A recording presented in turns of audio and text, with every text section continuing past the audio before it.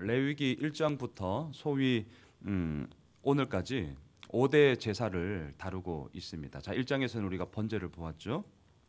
번제란 물질 제물을 바쳐서 그 모든 것들이 다 하나님 앞에 드려진다라는 그런 헌신의 의미를 가지고 있습니다. 2장은 소제를 보았어요. 곡식 제사죠. 주로 감사의 뜻을 표하는 제사였고요. 3장에서는 화목제였습니다. 화목제. 하나님과 나와의 관계 속에서 계속해서 그 말 그대로 샬롬의 은혜가 이루어지기를 소망하는 제사였고요. 또 한편으로는 이웃과 함께 그 기쁨을 나누는 소위 일종의 잔치였습니다. 자, 4장에서 그리고 어제 본문까지는 속죄제를 다루었죠. 하나님과 나와의 관계 속에서 그 죄악된 문제들을 해결하고자 함이었습니다. 그리고 오늘 우리가 보고 있는 본문이 이제 속건제입니다. 속건제. 자, 속건제를 살펴보기 전에 저는 먼저 두 가지의 소위 전제 조건을 먼저 좀 짚고 넘어가고 싶어요. 자, 그게 뭐냐면 오늘 보면 14절을 한번 보세요. 자, 14절을 한번 보세요. 어떻게 시작하나요? 여호와께서 모세에게 말씀하여 이르시되. 자, 6장 1절도 한번 보시죠. 같이 읽을까요? 시작. 여호와께서 모세에게 말씀하여 이르시되. 자, 우리 한글 성경을 기준으로 하면 여호와께서 모세에게 말씀하여 이르시되라는 이 구절이요, 레위기에서 총 34번 나옵니다. 자, 34번 나온다는 거, 이건 무슨 말이죠? 반복된다는 것은 그만큼 중요하다는 말이잖아요. 레위기에서 이 말씀은 또 다른 새로운 내용을 시작하는 부분에 있어서 맨 처음 이 구절이 딱 나오면 하나님께서 또 다른 내용을 우리들에게 말씀하시는 거구나 라는 것을 보여주는 내용이에요. 그래서 이것을 이렇게 얘기할 수 있겠죠. 하나님의 그 말씀하심을 여는, 시작하는 첫 구절이다. 이렇게 좀 이해를 하시면 되겠습니다. 여호와께서 모세에게 말씀하여 이르시되. 이것으로부터 레위기는 언제나 시작을 하고 있다는 거예요. 자, 그렇다면 우리는 어떠한가? 이것이죠. 우리들의 삶은 과연 어떻습니까? 우리가 시작하는 출발점은 어디죠? 저는 요즘 들어 제 마음에 욕심 그리고 두려움이 많은 출발점이 되는 것 같아요. 저는 내년 하반기에 이제 분립 개척을 합니다. 욕심이 있어요. 잘하고 싶어요. 그래서 머리가 아주 복잡합니다.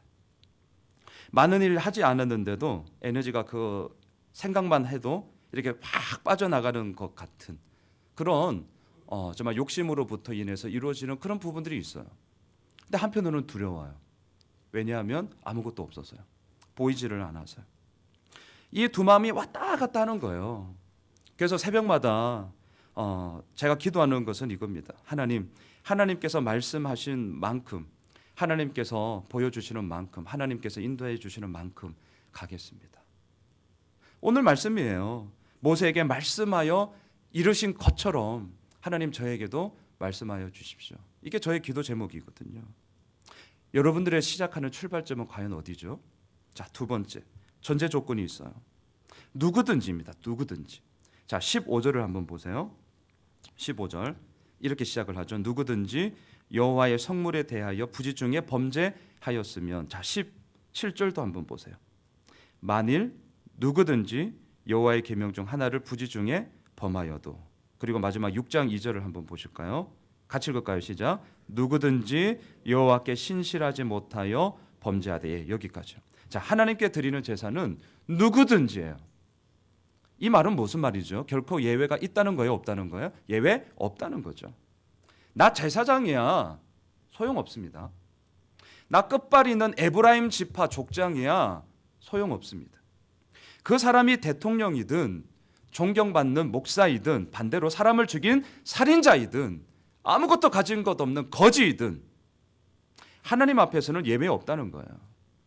하나님 앞에 드리는 제사는 누구든지입니다. 누구든지. 여러분, 어느 공동체를 보더라도 출발은 누구든지에서 시작을 해요. 누구든지에서. 모두들 한 마음을 품죠. 열심을 다하죠. 함께 이루고자 하는 목표를 향해 어느 누구 할 것 없이 다 함께 합니다. 근데 무서운 건 뭐냐면 시간이 지나면서 소위 그 공동체가 소위 안정권에 들어갔다, 안정적이다 라는 생각이 들으면 도드라지게 나타나는 특징이 있어요. 그게 뭐냐면 나는 예외다라는 겁니다. 한번 잘 보세요. 어느 공동체이든지 간에. 교회뿐만이 아니에요. 회사도 마찬가지예요. 심지어 가정도 마찬가지예요. 소위 안정적이 딱 들어섰다 하면 도드라지게 나타나는 게 나는 예외라는 생각이에요. 어느 조직이든 간에 분명 지위 서열이 있습니다. 그에 따른 역할이 있습니다. 이건 분명합니다.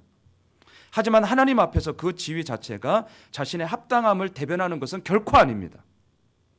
자, 저는 신방하고 사람을 만날 때마다 큐티해요. 어느 분이 제게 별명을 붙여주셨어요. 큐티 양큐티라고.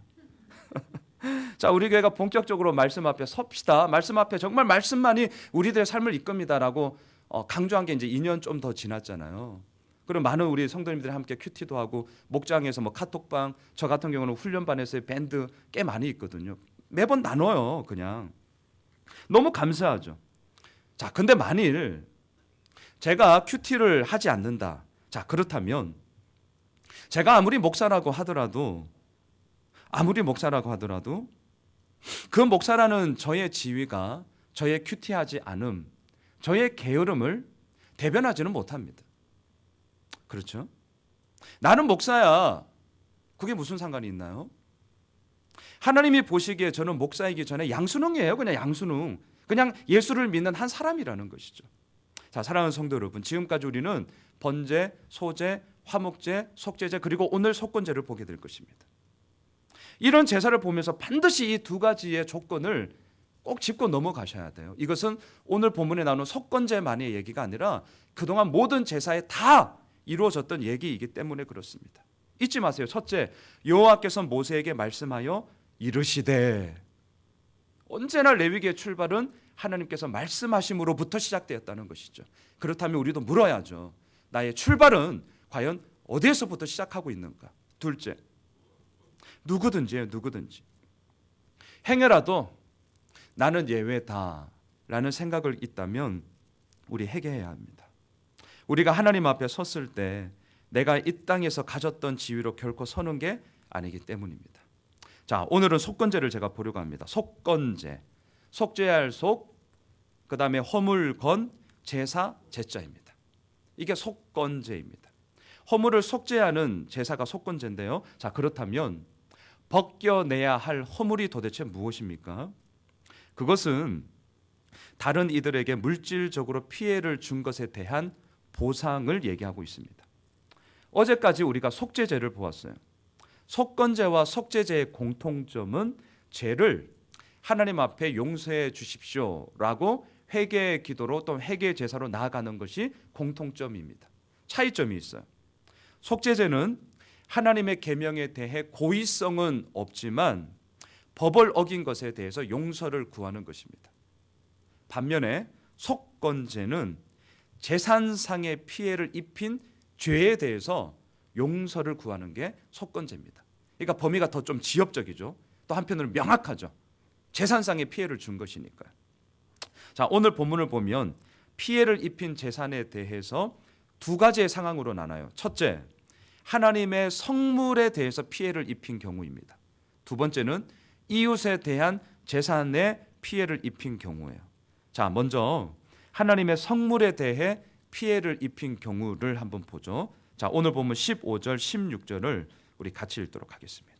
오늘 보면 15절, 16절이에요. 같이 읽겠습니다. 시작. 누구든지 여호와의 성물에 대하여 부지중에 범죄하였으면 여호와께 속건제를 드리되 내가 지정한 가치를 따라 성소의 세겔로 몇 세겔 은에 상당한 흠없는 수장을 양떼 중에서 끌어다가 속건제로 드려서 성물에 대한 잘못을 보상하되 그것에 5분의 1을 더하여 제사장에게 줄 것이요 제사장은 그 속건제의 순양으로 그를 위하여 속죄한즉 그가 사함을 받으리라. 자, 성물이라 함은 성막에 구비된 기품, 기구들을 얘기하는 거죠. 예를 들어 번제단, 성소 안의 분향단, 진설병상, 등대예요. 자, 오늘날로 말하면 뭐가 있을까요? 키보드, 드럼, 마이크, 강대상, 스피커.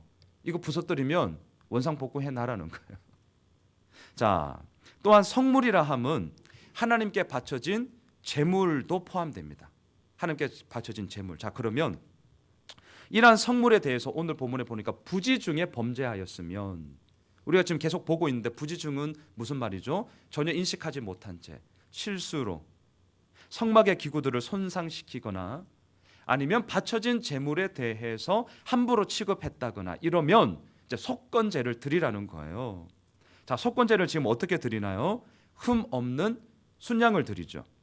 그리고 피해를 입힌 성물에 대해서는 원상 복귀를 시켜야 됩니다. 그리고 하나 더, 그러한 피해를 입힌 대가로 원금의 5분의 1, 원금에 해당하는 20%를 제사장에게 더하여서 내가 이 피해에 대한 배상을 합니다 라고 하라는 거예요. 자, 17절 18절도 한번 보세요. 오늘 보면 17절 18절 같이 읽을까요? 시작. 만일 누구든지 여호와의 계명 중 하나를 부지 중에 범하여도 허물이라 벌을 당할 것이니 그는 내게 지정한 가치대로 양떼 중 흠 없는 순양을 속건 제물로 제사장에게로 가져갈 것이요 제사장은 그가 부지 중에 범죄한 허물을 위하여 속죄한즉 그가 사함을 받으리라. 자, 17절에 나오는 이 조건절을 잘 보시면 이미 우리가 레위기 4장에서 보았던 속죄제에서 나왔던 내용과 같아요. 자, 그럼 질문을 하셔야 돼요. 지금 우리는 속죄제를 보고 있습니까? 속건제를 보고 있습니까? 속건제를 보고 있다고요. 자, 그럼 질문을 해야 돼요. 속죄제를 통해서 이미 이런 해당하는 경우에 대해서는 제사를 드렸는데 왜 오늘 본문에서 똑같은 이 조건절이 속건제에도 나오는가? 의아해 하셔야 돼요. 의아해 하셔야 돼요. 자, 속죄제를 드렸는데 속건제를 또 드려야 되는가? 그거 아닙니다. 그거 아니에요. 그럼 자, 이게 뭔가? 자, 17절에 나오는 여호와의 계명 중 하나를 부지 중에 범한 허물이라 하면요, 레위기 4장에 나왔던 그 내용과 이 조건절과 겉으로 보기에는 똑같아요. 겉으로 보기에는 4장에 다시 한번 찾아보세요. 이런 구절들이 반복이 되고 있거든요. 겉으로는 똑같아요. 그런데 이 구절이 속해 있는 전체 문맥을 보셔요. 전체 문맥을 보면 같은 내용이 아니에요. 겉으로 표면적인 것은 같게 보이지만 그것이 담고 있는 내용은 다르다는 거예요. 자, 그러면 오늘 우리가 읽은 5장 17절은 뭐냐? 이거죠. 성물의 침해와 관련된 범죄를 얘기하고 있다는 거예요. 자, 그런데 이때 속건제를 드리는 방법을 보면 앞서 우리가 지금 읽은 15절 16절과는 달라요. 자세히 보셔야 돼요. 뭐가 다르냐? 자, 흠 없는 순양을 드리는 것까지는 똑같아요. 흠 없는 순양을. 하지만 원금의 5분의 1, 즉 20%를 더하는 배상은 오늘 보면 17절 18절에는 얘기하지를 않고 있어요. 그 얘기는 안 해요. 자, 그러면 또 질문을 하셔야죠. 왜 배상을 요구하지 않는가라는 거죠. 왜 앞에 15절 16절과 17절 18절 같은 속건제 내용인데 왜 다른가? 이 물으셔야 돼요. 답은 이겁니다. 자, 저를 보세요. 상황을 이렇게 이해할 수 있어요. 자, 무의식 중에 누군가가 정말 부지 중에 성막의 비품을 훼손했어요. 그런데 심증은 가는데 정확히 누가 했다? 물증이 없는 거예요. 심증은 있는데 물증이 없어요. 자, 아주 어색하고 지금 어정쩡한 상황이 이제 이렇게 발생이 된 거예요. 공동체 안에. 생각해 보세요. 누군가 스피커를 갖고 갔다. 심증은 있는데 물증이 없어요. 물론 우리 교회는 CCTV 다 있어요. 가져가시면 안 됩니다. 다 보고 있어요. 지금 다 보고 있어요. 물증이 없는데 심증이 있어요. 어정쩡한 상황이에요. 서로 누구지? 이러고 있어요. 그런데 어느 누군가가 아마 내가 한 것 같아요. 본인도 확실하지는 않은데 너무 이 어정쩡한 상황이다 보니까 내가 한 것 같아요. 그러면서 자, 오늘 본문에 나오는 속건제를 드렸다는 거예요. 그러면 다른 주변에 있는 사람들이 그 사람에게 배상까지는, 즉 원금의 5분의 1, 20%를 배상까지는 못한다는 거예요. 왜? 심증은 있는데 물증이 없기 때문에. 지금 오늘 본문에 나오는 15절 16절의 상황과 17절 18절의 상황은 요게 다른 거예요. 앞에서 나오는 것은 물증이 있어요. 확실해. 개야 그냥. 근데 17절 18절은 어정쩡해요. 심증은 있는데 물증이 없는 거예요. 그런 상황 가운데서 이루어지는 이 두 가지의 상황을 지금 얘기하고 있는 것입니다. 자, 계속해서 보실까요? 자, 두 번째로는 속건제가 요구하는 것은 이웃의 재산에 피해를 입힌 경우예요. 자, 6장 2절과 3절을 우리 보겠습니다. 자, 이웃의 재산에 대해서 이제 피해를 입혔을 경우입니다. 같이 읽읍시다. 시작. 누구든지 여호와께 신실하지 못하여 범죄하되 곧 이웃이 맡긴 물건이나 전당물을 속이거나 도둑질하거나 착취하고도 사실을 부인하거나 남의 잃은 물건을 줍고도 사실을 부인하여 거짓 맹세하는 등 사람이 이 모든 일 중에 하나라도 행하여 범죄하면, 자, 이렇게 하면 어떻게 해야 하는가? 5절을 보시죠. 계속 읽겠습니다. 5절 시작.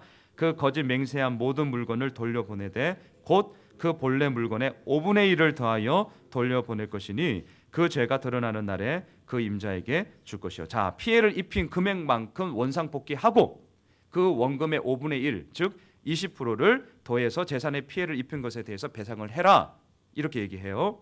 그리고 속건 제물로 흠 없는 순양을 바쳐야 했어요. 우리 6절을 계속 볼까요? 6절. 자, 시작. 그는 또 그 속건 제물을 여호와께 가져갈 것이니 곧 내가 지정한 가치대로 양떼 중 흠 없는 순양을 속건 제물을 위하여 제사장에게로 끌고 갈 것이요. 자, 여기서 우리가 눈여겨 주목해야 될 것이 있어요. 자, 6장 2절을 다시 한번 보세요. 6장 2절. 눈여겨 우리가 주목해야 될 부분이 있어요. 자, 이웃에게 재산상의 피해를 입히는 그 범죄함의 원인을 하나님은 지금 어디에 두고 있나요? 6장 2절을 잘 보세요. 맞습니다. 누구든지 여호와께 신실하지 못하여 범죄하되, 자, 이걸 잘 생각하셔야 돼요. 하나님 앞에서 내가 신실하지 못했기 때문에 이웃이 맡긴 물건을 마치 내 것인 양 속인다는 거예요. 하나님 앞에서 내가 신실하지 못하기 때문에 남의 것을 도둑질합니다. 하나님 앞에서 내가 신실하지 못하기 때문에 남의 것을 착취하고도 그런 적 없다 발뺌하면서 사실을 부인한다는 거예요. 이뿐만이 아니죠. 하나님 앞에서 신실하지 못하기 때문에 남의 잃어버린 물건을 습득했는데도 뻔히 주인이 누구인지를 알면서도 돌려주지 않는다는 거예요. 거짓으로 맹세하면서까지 남의 물건을 자기 것인 양 취득하면서 내 거야 라고 한다는 거예요. 왜요? 하나님 앞에 신실하지 못했기 때문에. 여러분, 우리들에게 무엇을 말해주고 있습니까? 하나님과 나와의 관계가 곧 나와 너, 사람과의 관계에 절대적인 영향을 끼친다는 것을 얘기하고 있는 거예요. 우리는 종종 생각합니다. 하나님은 하나님이고 사람은 사람이고, 이렇게 생각하는 분들이 계세요. 이렇게 얘기하죠. 설령 내가 하나님 앞에서는 행여라도 신실하지 못하더라도 나처럼 좋은 사람이 어딨냐 한번 봐봐. 내가 사람들한테는 얼마나 잘하는데, 이렇게 얘기하는 분들도 계세요. 근데 진짜 그런가? 그렇지 않다는 거예요. 하나님은 하나님이고 사람은 사람이고 이렇게 따로 떨어져 있는 게 아닙니다. 하나님 앞에서 내가 얼마나 신실한가, 이것이 우리의 인생을 이끌어가는 키워드예요. 그렇게 우리가 힘써야 할 부분은 딱 하나예요. 딱 하나. 뭐죠? 하나님 앞에서 내가 얼마나 신실한가. 승부는 여기에서 나는 거예요. 승부는 여기에서 납니다. 어제 한 자매님이 제게 카톡을 보냈어요. 이제 예수를 막 믿기 시작한 분이세요. 고민이 있다는 거예요. 그 고민이 뭐냐? 교회 분들과 같이 식사할 때는 식사 기도를 꼬박꼬박 한다는 거예요. 그런데 혼자 있을 때, 그리고 직장 동료들과 있을 때, 회사에서 밥 먹을 때는 식사 기도한다는 걸 자꾸 이렇게 깜빡깜빡 잊어버린다는 거죠. 그래서 어떻게 하면 좋은지 도움을 구해요, 목사님. 이렇게 보냈어요. 제가 이렇게 답변했어요. 그럴 수 있어요. 목사님 저도 깜빡깜빡합니다. 때로는 괜히 티내는 것 같기도 하고, 처음엔 되게 어색해요. 그게 당연한 겁니다. 하지만 이걸 하나 꼭 생각해 주시면 좋겠어요. 다른 사람의 시선이 어떠한가 보다는 우리가 하나님을 믿는다는 것은 하나님의 시선이 가장 중요하다는 것을 우리가 생각하는 거 아닐까요? 하나님의 시선이 어디에 있는지를 우리 한번 생각해 봅시다. 저도 기도할게요. 그 다음에 삥삥 뭐 이렇게 해서 보냈어요. 자, 여러분, 우리들이 주목해야 되고 우리들이 가져야 될 것은 무엇일까요? 우리의 승부처는 다른 사람이 나를 어떻게 볼까, 여기에 있지 않더라고요. 우리의 승부처는 다른 사람이 나를 어떻게 볼까? 다른 사람은 또 어떻게 하냐? 여기에도 있지 않더라고요. 우리의 승부처는요, 하나님 앞에서 내가 얼마나 신실한가입니다. 하나님 앞에서 내가 얼마나 신실한가. 저의 숙제예요, 저의 숙제. 하나님 앞에서 내가 얼마나 신실한가. 물론 우리는 하나님께 신실해야만 하는 노예는 아닙니다. 우리는 예수 그리스도로 말미암아 하나님 앞에서 신실하고자 애쓰는 자녀가 된 줄 믿습니다. 그러하기에 신실하신 하나님께서 예수 그리스도를 통하여 우리를 향한 신실함을 이미 이루신 것처럼 우리 역시 이제는 우리가 예수 그리스도로 말미암아 하나님을 향한 신실함의 고백을, 또한 신실함의 삶을 이루어 나가야 할 것입니다. 오 신실하신 주 내 아버지요. 우리가 찬양했잖아요. 오 신실하신 주 내 아버지요. 그 은혜가 우리를 이끌어 가기 때문에 오늘도 우리가 주님의 전에 나와 이 새벽을 깨우며 기도하는 것 아니겠습니까? 바라기는 잊지 맙시다. 여호와께서 모세에게 말씀하여 이르시되에서부터 시작이 되었다는 것. 이 모든 하나님과의 관계에서는 예외 없다는 것. 누구든지. 그리고 하나님 앞에서 내가 얼마나 신실한가. 이것이 결국 우리의 승부처라는 것. 바라기는 이 새벽을 깨우며 오늘 하루를 시작하는 우리의 모든 삶 가운데 하나님 앞에서 내가 신실함을 고백하며 또한 그 주님을 기뻐하는 몸된 우리 예상님의 모든 가족들이 되시길 주님의 이름으로 축원합니다. 기도하겠습니다. 하나님, 정말 하나님 앞에서 내가 얼마나 신실한가. 정말 이것이 우리의 승부처가 되어야 하는데 때로는 다른 사람들은 어떻게 한가, 다른 사람들의 시선은 어떠한가, 자꾸 이것에 신경이 쓰입니다. 하나님께서 모세에게 말씀하여 이르시되가 레위기에 언제나 시작이었는데 저의 마음 가운데는 여전히 욕심이, 한편으로는 두려움이 저의 시작이 될 때도 있습니다. 주님 정말 죄송해요. 주님 정말 죄송합니다. 그래서 오늘도 우리는 속건제라는 이 제사 앞에서 우리가 드려야 할 속건제가 무엇인지를 다시 한번 생각합니다. 예수 그리스도로 말미암아 우리를 향한 신실하심을 하나님께서는 이미 우리에게 허락해 주셨습니다. 우리는 신실해야만 하는 노예가 아니라 신실하기에 몸부림치는 자녀가 되었습니다. 예수 그리스도로 말미암아. 그렇다면 오늘 하루의 우리의 모든 삶 가운데도 예수 그리스도로 말미암아 그 아버지 하나님 앞에 우리들의 신실함을 내어드려야 할 것입니다.